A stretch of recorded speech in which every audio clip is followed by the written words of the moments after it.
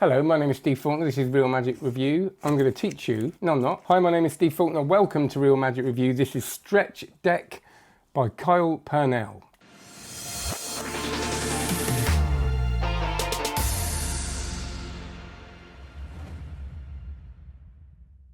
Before we do this, usual stuff, stevefaulkner.com/newsletter, stevefaulkner.com/newsletter, and I will let you know when live sessions happen on here, when I go live when it's not a session, but at last minute I decide to go live, when I drop podcasts. There are 2 different podcasts that people like very much. Have a look at that. When I drop videos and reviews and things like this. And I won't spam you, I promise, but I have got some things coming out soon, which should have come out a long time ago. I'll let you know about them as well. Right, do that please, that'd be lovely. onlinemagic.co, have a look at that too. That's my membership site, 900 videos, blah, blah, blah, blah, blah. Stretch Deck. The Purnell's great, isn't he? I love things that create that kind of cartoonish effect. It's punctuation. Sometimes it's an effect within itself, but sometimes it's a moment of Tobias Dostal's great at this as well, as was Paul Harris. You know, that moment of strange, that thing of, it's almost like you sort of, you know, not that, but I do that sometimes when I'm working and just don't make people. It's just a funny thing. And I love those bits that you can, you know, all that stuff, making the pen vanish and not mentioning it, and, you know, all that, and the bend. It's brilliant. And this is one of them to me. And that's not taking anything away from it, but it's not like a whole routine. It can be, but to me, it's one of those things where you go whoop and stretch the deck of cards. And I delight in those things. So I'm biased with this. Anything like that has got my vote. And Kyle, again, is brilliant at that. I haven't seen his masterclass yet. I'm really looking forward to watching it. I think he's so lovely, and he's so passionate about this kind of magic. So there's not loads to say about this. That's what it does. But what's really interesting with this is that when I got it, opened it up and played with it, I went, I'm not going to get away with that. And then he says, you're going to think, you're not going to get away with that. And he explains why it works, which I love that. I love when people tell you why a trick works. Just as important as how the effect works is why it works. So I want to take a few minutes to talk about 2 things. And speaking of Paul Harris, there is a kind of Paul Harris method within this, which is credited, of course. But again, it's one of those methods where you go, really? And that's the kind of stuff I love.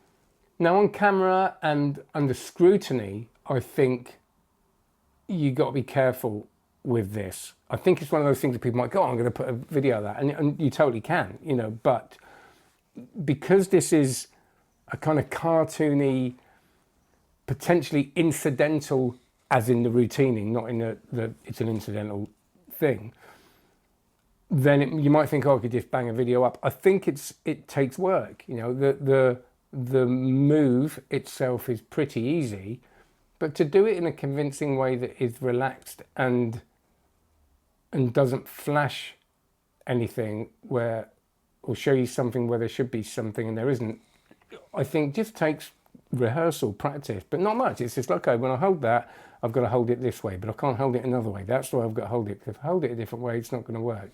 So drilling that in, which some of us find quite boring, I do, and it comes quite quickly, is the work, really. The move and the actual thing itself is pretty easy. But he says the hardest thing about this is trusting that it's going to work. And I really think that is. It uses an illusion that many of us know, but in a different context. And when you see it, you do think, yeah, it just looks really funny. It's just like that, whoop, and push it back, and it looks completely clean at the end. And now there is a way of doing this when you do end completely clean, but that requires a little bit of sleight of hand skill. Not much. I think it's pretty easy, but it requires some boldness.